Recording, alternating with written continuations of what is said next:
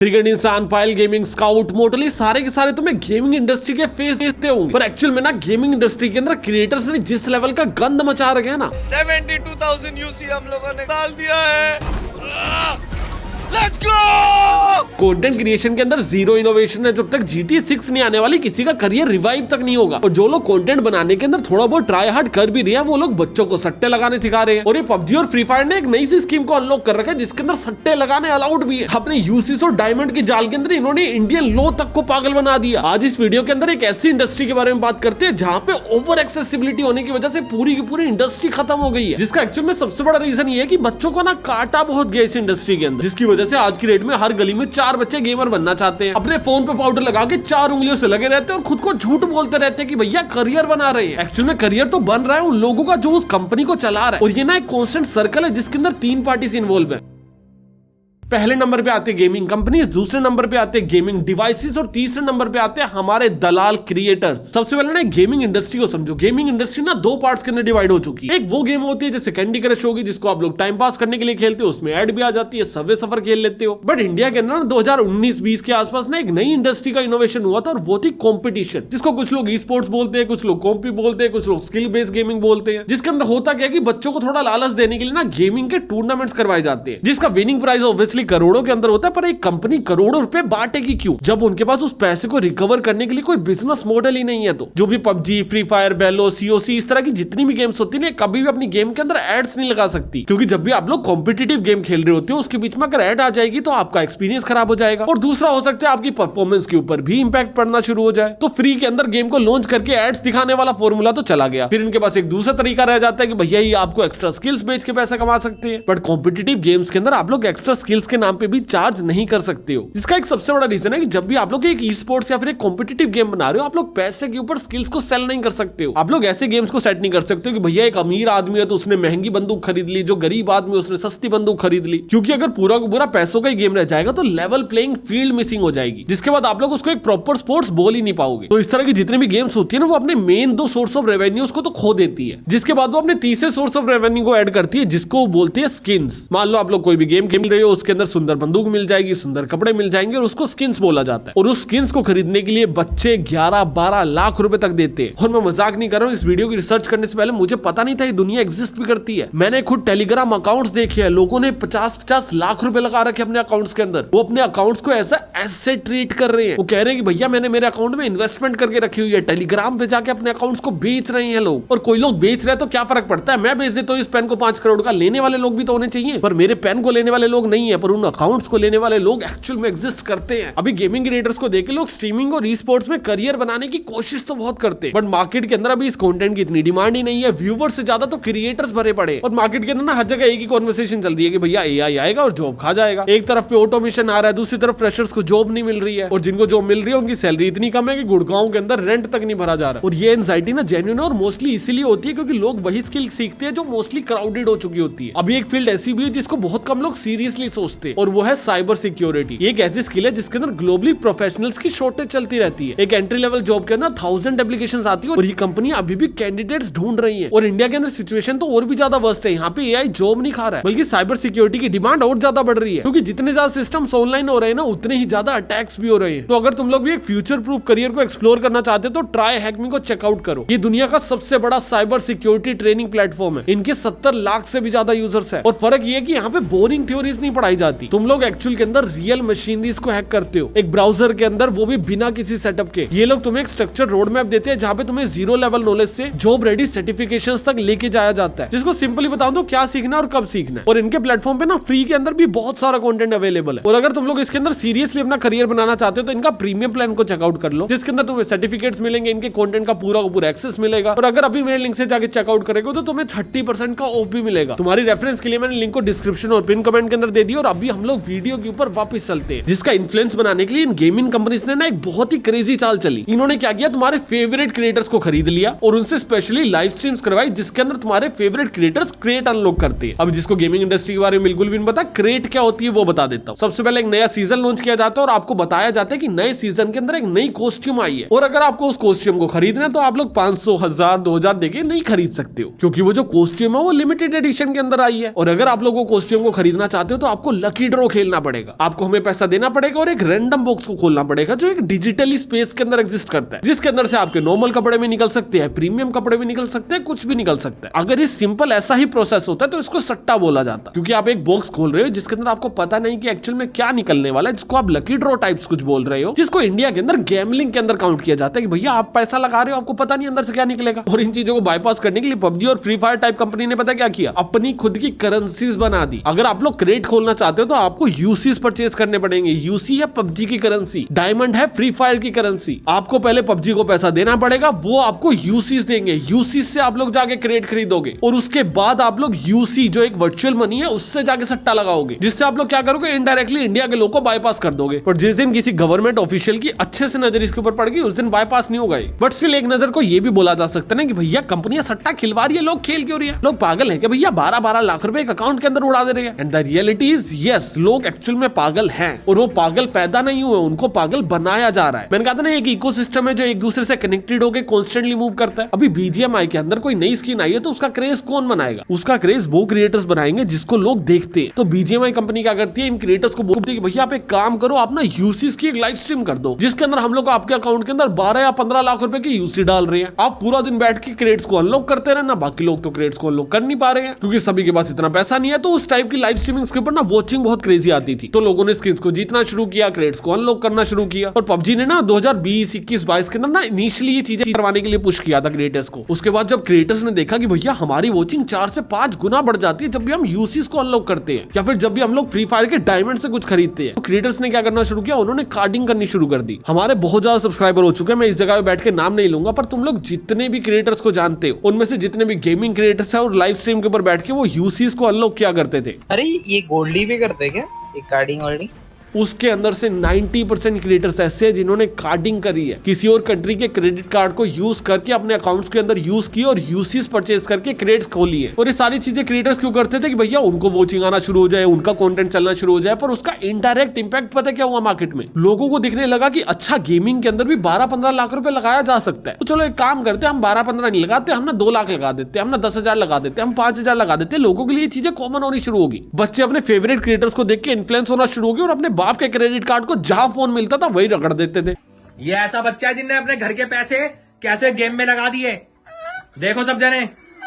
और एक बार दूर से देखने में लगता है कि गेमिंग इंडस्ट्री डेड हो चुकी है, पर आज की डेट में भी देखो गेमिंग इंडस्ट्री कॉन्स्टेंटली ग्रो कर रही है, बस गेमिंग कंटेंट डेड हो चुका है। अगर हम लोग सिर्फ और सिर्फ पबजी की बात करें ना, लोगों को लगता है पबजी के ऊपर आजकल वॉचिंग नहीं आती, सिर्फ और सिर्फ पबजी के ऊपर बात करते हैं। 2020 के अंदर पबजी के मंथली यूजर्स थे 31.5 मिलियन, और एक क्रेजी डेटा दूं, 31.5 मिलियन एक्टिव मंथली यूजर होने के बाद 2020 के अंदर पबजी कमाता था हर महीने के 28 करोड़ रुपए, मतलब पर यूजर का जो उनका रेवेन्यू जाता था वो करीब 8.89 रुपीज का जाता था। अभी लोगों को लग रहा होगा 6 साल बाद मंथली यूजर्स कम हो चुके हैं, पर एक्चुअल में वो बढ़े 31.5 मिलियन से मंथली एक्टिव यूजर हो चुके हैं 44.9 मिलियन, और पिछले 6 साल के अंदर इसके अंदर 42.5% की ग्रोथ आई है। पर जैसा कि मैं बता रहा था कि लोगों ने ना अभी स्पेंड ज्यादा करना शुरू कर दिया गेम में, तो जो 31 मिलियन लोग पहले हर महीने 28 करोड़ रुपए स्पेंड करते थे, वहीं पे अभी 45 मिलियन लोग हर महीने के 405 करोड़ रुपए स्पेंड कर रहे हैं। जो रेवेन्यू पर यूजर का 8 रुपए था वो बढ़ के 91 रुपीज का हो चुका है। पिछले 6 सालों के अंदर 1300% की ग्रोथ करी है पबजी ने। और ये नंबर ना तुम्हारे लिए सुनने में थोड़े अजीब हो गए यार, तुम्हें तो लग रहा होगा कि गेमिंग डेड हो चुकी है, ना ही सोशल मीडिया पे उतनी क्लिप चलती, ना ही क्रिएटर खेलते तो उनको कोई देखने आता। पर एक्चुअल में इसका मतलब ये नहीं है कि गेमिंग डेड हो चुकी है, इसका मतलब ये है कि भैया गेमिंग कंटेंट जो बनाया जा रहा है वो सैचुरेट हो चुका है। गेमिंग क्रिएटर्स ने पट से हेडशॉट से लेके क्लीवेज तक सब कुछ दिखा दिया। स्ट्रीम पे गाली गलौज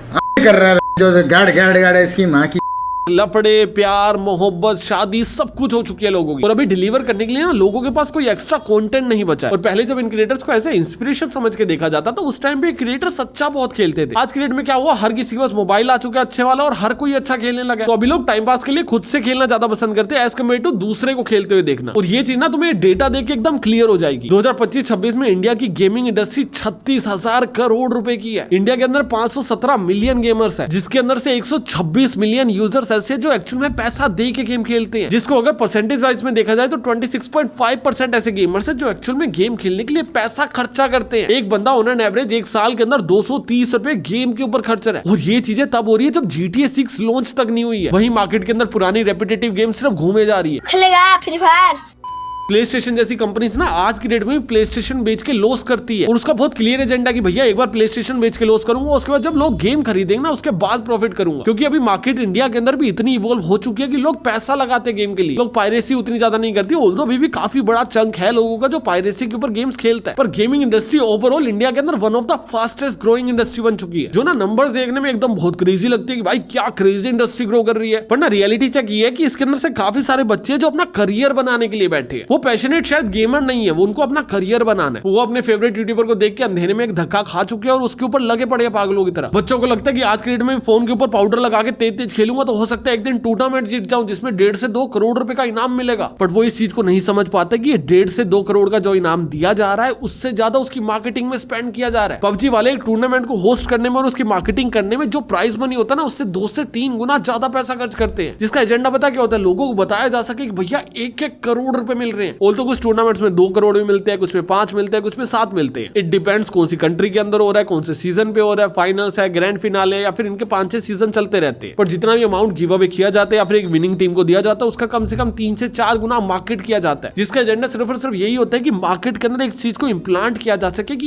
ये भी एक करियर है। बट रियलिटी चेक ये है कि जिन्होंने इसके ऊपर करियर बना रखा है वो भी इसके ऊपर रिलाई नहीं करते हैं। गेमिंग क्रिएटर्स की आज की डेट में वॉचिंग बिल्कुल डेड है। अगर जोनेथिन गेमिंग का चैनल छोड़ दे तो बाकी क्रिएटर्स ऑलमोस्ट डेड हो चुके हैं। जिनके व्यूज आ भी रहे हैं उनके मोस्टली इसीलिए आ रहे हैं क्योंकि वो लड़की है, काशवी हो गई या फिर पायल गेमिंग होगी, ये लोग कंटेंट क्रिएटर्स है। ये लोग एक्चुअल में कोई ई स्पोर्ट्स के प्लेयर्स नहीं है, ये लोग बहुत अच्छा गेम नहीं खेलते हैं। ये सुंदर लड़कियां हैं जो सिर्फ और सिर्फ गेम खेलती हैं। एंड बच्चे ना इन दो चीजों के अंदर कंफ्यूज हो जाते हैं और उनको लगता है कि भैया गेमिंग के अंदर फ्यूचर है, जिसको चेक करने के लिए ना चलो एक काम करते हैं, पबजी का एग्जांपल लेते हैं और एक रियलिटी चेक ले ही लेते हैं। पबजी के ना 45 मिलियन मंथली एक्टिव यूजर है। इजी कैलकुलेशन के लिए हम लोग क्या करते हैं, 45 मिलियन छोड़ दो 40 मिलियन पकड़ लेते हैं। 5 मिलियन को पहले से ही हटा दिया तुम्हारे नंबर से। अभी सोचो कि 40 मिलियन के अंदर से ना तुम लोग भी एक हो और तुम लोगों को टूर्नामेंट के अंदर पार्टिसिपेट करना है। अभी टूर्नामेंट में पार्टिसिपेट करने के 2 तरीके होते हैं। पहला तरीका आप लोग किसी और के अंदर हो। अभी और क्या करती है ना, प्लेयर्स को हायर करती होती है। It is similar to IPL team. ऐसा समझो कि पबजी खेलने के लिए 4 लोग चाहिए तो उन्होंने क्या किया, 4 प्लेयर्स को हायर कर लिया, उनको फुल टाइम जॉब के ऊपर रख लिया और उनको सैलरी बेस देना शुरू कर दिया। उनको रहने के लिए जगह दे दी, वहीं पे खाना दे दिया, वहीं पे गेमिंग की सुविधा दे दी और उसको बूट कैंप बोला जाता है, जिसके अंदर जो प्लेयर्स होती है वो आपस में सारे मिलजुल के रहते हैं और उसका जो सारा का सारा खर्चा होता है वो उनकी ऑर्ग मतलब ऑर्गेनाइजेशन उठाती है। अभी ऑर्ग जबरदस्ती आगे किसी का खर्चा क्यों उठाएगी, क्योंकि जब भी वो टीम जीत जाएगी तो उसका उसमें विनिंग अमाउंट में हिस्सा होगा। जब भी वो टीम जीत जाएगी तो वो टीम फेमस होगी, उसके ऊपर ब्रांड्स के लोगोस आएंगे, यहाँ पे प्यूमा का लोगो आएगा, यहाँ पे किसी और कंपनी का लोगो आएगा, तो उसके करोड़ों रुपए मिलते हैं। तो उसके अंदर एक कंपनी क्या करती है, 10% से लेकर 50% तक मार्जिन लेती है। अगर आप बहुत बड़े क्रिएटर लाइक मोटल हो गए या फिर पायल जोन होगी तो हो सकता है ये 10 से 12% तक वेरी करे। बट अगर आप लोग छोटे क्रिएटर हो या फिर बहुत नए स्पोर्ट्स प्लेयर है तो आपसे हो सकता है 50% तक भी साइन करवाया जाए, क्योंकि बूट कैंप में आपको रखना, आपको पालना, आपकी टेक केयर करना, उसके ऊपर भी काफी ज्यादा खर्चा लगता है। अभी इस सबके साथ एक रियलिटी चेक कि मैक्सिमम ऑर्गेनाइजेशंस जो है ना वो लॉस के अंदर चल रही है। एक कंपनी जो ई स्पोर्ट्स प्लेयर्स को हायर करती है और उनकी विनिंग के ऊपर बेट करती है, वो कंपनी ही लॉस के अंदर चल रही है। सिर्फ 3 से 4 मैक्सिमम ऐसी ऑर्ग्स है जो एक्चुअल में प्रॉफिटेबल है और ये वही ऑर्ग्स है जिसके अंदर इंडिया के one of the biggest gaming players है। तो या तो आप लोग किसी भी ऑर्ग से हो जिससे आपको पार्टिसिपेट करने का मौका मिल जाएगा, या फिर अगर आप लोग किसी एक नॉन ऑर्ग से नहीं हो, खुद की ऑर्ग बनाना चाहते हो, या फिर आप क्या कर रहे हो, आपने इंडिविजुअली एंट्री करना चाहते हो। आपने देखा यार आपके पास 4 लोगों की टीम है, आप लोग बढ़िया खेलते हो, आपने जाके अप्लाई कर दिया। अभी आप लोगों के बेसिक कंपटीशन करवाए जाएंगे टूर्नामेंट में ले जाने से पहले, और अगर आप लोग अच्छा खेलते हो तो आपको टूर्नामेंट में जाने का चांस मिल जाएगा। और अगर आप लोग उसके बाद भी अच्छा खेले टूर्नामेंट के अंदर जाने के बाद भी, तो आपको 1 से 2 करोड़ रुपए दिए जाएंगे। और ये चीज सुनने में इतनी प्यारी और सेक्सी लगती है, बट द रियलिटी इज आपका कंपटीशन 40 मिलियन लोगों से है और एंड के अंदर कितने जीतने वाले, सिर्फ और सिर्फ 4 लोग। आपके जीतने के चांसेस है 0.00001%। और यही 0.00001% के लिए तो एक बहुत महंगा पीसी या फोन लेगा, अपनी लाइफ के 3 से 4 साल डेडिकेट करेगा। एक काम करना, उस पैसे को उठा और सट्टा लगा दे, 50% की प्रोबेबिलिटी मिलेगी ना। 0.00001% के ऊपर कौन बिड करता है? मैथमेटिकली सेंस बना रहा है नंबर तुझे? अभी मेरे बोलने के बाद नहीं बना रहा होगा, पर पहले बना रहा होगा। पहले इसलिए बना रहा होगा क्योंकि कोई भी आदमी तेरे को जीरोस काउंट करके नहीं दिखा रहा, कोई भी आदमी तेरे को ये नहीं बता रहा कि कितना बड़ा समंदर है जिसमें लड़ाई है, और जो लड़ाई तो एक्चुअल में लड़ना चाहता है उसके अंदर भी जितनी ऑर्गेनाइजेशंस है वो भी लॉस के अंदर चल रही है। और वही ऑर्गेनाइजेशन मैक्सिमम प्रॉफिट के अंदर होती है जिनके प्लेयर्स या तो कॉन्स्टेंटली जीतते रहते हैं या फिर उनके पास कंटेंट क्रिएटर्स होते हैं like Payal gaming and Kashvi. Scout और मोटल भी ज्यादा पैसा कंपटीशन से नहीं कमाते हैं, वो भी ज्यादा पैसा कंटेंट क्रिएशन से कमाते हैं। मैक्सिमम पैसा इनको ब्रांड स्पॉन्सरशिप से मिलता है और वो पैसा कॉन्स्टेंटली आता रहे तभी ये खुद को ऐसा गेमर मार्केट करते हैं। ऑल्दो अगर रियलिटी चेक लिया जाए तो गेमिंग इंडस्ट्री इंडिया के अंदर ऑलमोस्ट डेड हो चुकी है। मतलब तुम लोग मोटल को जानते हो, मोटल एक बहुत बड़ा स्ट्रीमर था। मैंने उसके चैनल को खोल के देखा, उसकी लाइव स्ट्रीम्स के अंदर गया, पीछे उसने कोई 2 या 3 पबजी की लाइव स्ट्रीम कर रखी थी, 45 40,000 की एवरेज वॉचिंग आ रही है। लाइव वॉचिंग की बात नहीं कर रहा मैं, टोटल व्यूज की बात कर रहा हूँ। और वही इसने कंटेंट अपनी पर्सनल लाइफ से रिलेटेड बनाया तो उसके ऊपर 6-6 लाख व्यूज आ रहे हैं, जिससे एक चीज बहुत ही क्लियरली दिखती है कि इन क्रिएटर्स ने क्या किया, अपनी खुद की पर्सनैलिटी के ऊपर अपने कंटेंट को मूव कर दिया। इनका गेमिंग कंटेंट आज की डेट में उतना काम नहीं करता, इसलिए गेमिंग से चिपक के रहना चाहता है क्योंकि उसमें रेवेन्यू बहुत है। और ये ना एक बहुत इंटरेस्टिंग पार्ट है, इसको ध्यान से समझो। तुम्हें लगता होगा मोटल आज की डेट में भी एक गेमिंग क्रिएटर है, वो एक लाइफस्टाइल क्रिएटर है। स्काउट उतना गेम नहीं खेलता जितना तुम लोग उसकी गाड़ी को आज की डेट में देखते हो। पायल गेमिंग भी गेम खेलती है, पर वो एक लाइफस्टाइल क्रिएटर है। लोग उसकी गेमिंग को देखने नहीं जा रहे कि भाई क्या गेम खेल रही है, क्या गाड़ी चला रही है, लोग उसको देखने जा रहे हैं। एक्चुअल में उसकी जो नीश है वो एक लाइफस्टाइल क्रिएटर की है, बट स्टिल ना वो खुद को एसोसिएट करके रखना चाहते हैं हमेशा गेमिंग से। उसका रीजन समझो, जब मैं गेमिंग कंटेंट क्रिएटर हूं और तुम लोग मुझे देखने आ रहे हो तो मैं तुम्हें क्या बेच सकता हूं एज अ स्पॉन्सर? मैं तुम्हें आईफोन बेच सकता हूं, लैपटॉप बेच सकता हूं, मैं तुम्हें कोई पीसी बेच सकता हूं, 3-3 लाख रुपए का, 4-4 लाख रुपए की पीसी, ग्राफिक कार्ड, ये चीजें बेच सकता हूं ना। मान के चलो मैं लाइफस्टाइल क्रिएटर के अंदर कन्वर्ट हो गया और मैं खुद को मान भी लूं, मैं गेमिंग से कनेक्शन तोड़ भी दूं, तो मेरे पास स्पॉन्सर्स क्या आएंगे? परफ्यूम के आ जाएंगे, इस शर्ट के आ जाएंगे, थोड़े पजामों के आ जाएंगे। तो उसके अंदर कितना ही टिकट साइज है, 2-3 हजार की परफ्यूम हो जाएगी, 2-3 हजार का शर्ट हो जाएगा, उसमें गंजा धोएगा क्या, निचोड़ेगा क्या, ब्रांड क्या देगा तुम्हें? गेमिंग जो कैटेगरी है ना, अपने आप के अंदर ना काफी हाई कन्वर्जन लाने की कैपेसिटी रखती है। तो जिन क्रिएटर्स के चैनल पे गेमिंग वर्क नहीं कर रही है ना, वो भी अपने चैनल के कंटेंट को कैसे ना कैसे करके गेमिंग से रिलेटेड दिखा देते हैं, जिससे क्या किया जाए, एक्चुअल में रेवेन्यू जनरेट किया जा सके। पर ये चीज व्यूअर समझ नहीं पाते। नए बच्चे आज के डेट में कंटेंट क्रिएशन के अंदर लगे पड़े और गेम खेलते जा रहे हैं। उनको लगता है कि भैया अच्छे से गेम खेलेंगे तो ज्यादा वॉचिंग आएगी। अरे भैया, जिसको देख के आपने शुरू किया था उसने खेलना छोड़ दिया। वो खुद को as a gaming creator market करता है क्योंकि उसको स्पॉन्सरशिप अच्छी मिलती है। ये जो अमेज़न के ऊपर गेमिंग शो आया था वो भी पूरा पूरा बिग बॉस की कॉपी है। उसके अंदर आपको एक घर के अंदर छोड़ दिया जाता है, आपको लड़वाया जाता है और लोगों को वही देखने में इंटरेस्ट है, और बाद में एंड में आपको आधा घंटा कोई ना कोई गेम खिलवा दी जाती है। वो जो गेम है ना, वो एक्चुअल में एक स्पॉन्सरशिप है जो उसके अंदर ऐड करी जाती है। लोगों को उसको देखने में ज्यादा इंटरेस्ट नहीं है। जो लोगों को घरों में छोड़ा गया, कैसे वो लड़ रहे हैं, कैसे वो एक दूसरे से बिहेव कर रहे हैं, लोगों को वो देखना ज्यादा पसंद है। स्टिल उसको as a gaming show market किया जाता है क्योंकि उसके स्पॉन्सर कौन है? iQOO, one of the fastest gaming phone, ये वो ऐसा करके इनको मार्केट किया जाता है। गेमिंग इंडस्ट्री आज की डेट में सिर्फ और सिर्फ इनोवेशन की वजह से डेड है। लोग आज भी गेमिंग कंटेंट देखना चाहते हैं, पर गेमिंग क्रिएटर्स के पास परोसने के लिए कुछ नहीं है, जिसकी वजह से उन्होंने बड़ी बड़ी गाड़ियां ले ली और अपने लाइफस्टाइल को बेचने लगे और खुद को गेमिंग मानते रहते हैं। और ब्रांड्स के पास कुछ बहुत ज्यादा ऑप्शन है नहीं, तो उन्हीं क्रिएटर्स को बार बार स्पॉन्सरशिप देते रहते हैं। और ये इंडस्ट्री टाइट शेड्यूल के अंदर घूमती रहती है और तब तक घूमेगी जब तक GTA 6 ना आ जाए, क्योंकि जिस दिन GTA 6 आ जाएगी इन सभी के लाख लाख की वॉचिंग आएगी। और उसका सबसे बड़ा रीजन ये है कि मैक्सिमम लोग GTA 6 खरीद नहीं पाएंगे। फोन सबके पास था, सबने PUBG डाल ली और सब खेल सकते हैं। आपको देखने वाला कोई क्यों है? आपको लोग तब ज्यादा देखेंगे जब आप कोई ऐसी गेम खेल रहे हो जो इनको भी पसंद है और ये लोग परचेज करके खेल नहीं सकते। सबके पास PlayStation नहीं मिलेगा, सबके पास 8-10 हजार की GTA खरीदने के पैसे नहीं होंगे। तो अगर कोई भी गेमिंग क्रिएटर बनना चाहता है तो भैया GTA 6 का आने का वेट करो, जैसे ही आए पागलों की तरह लग जाना उस पर। और अगर कोई भी स्पोर्ट्स के अंदर जाना चाहता है तो देखो यार, एक थोड़ा सा रियलिटी चेक ले लो। खुद को पागल मत बनाओ। तुम्हें लगता है तुम्हारा हो जाएगा तो मैं ऐसे डिमोटिवेट करने तो तुम्हें बैठा नहीं, पर ना ऐसे खुद से पूछो कि भाई सही में हो जाएगा या नहीं हो जाएगा, और खुद को पागल मत बनाना। बस जाने से पहले ट्राई हैक मी को चेकआउट करना बिल्कुल मत भूलना। अगर तुमको 30% का डिस्काउंट चाहिए, लिंक तुम्हें डिस्क्रिप्शन और पिन कमेंट के अंदर मिल जाएगा। बाकी तुम्हारा इस वीडियो पे क्या ओपिनियन है मुझे कमेंट सेक्शन में बताना। मैं तुमसे मिलता हूँ अगली वीडियो में, तब तक के लिए बाय।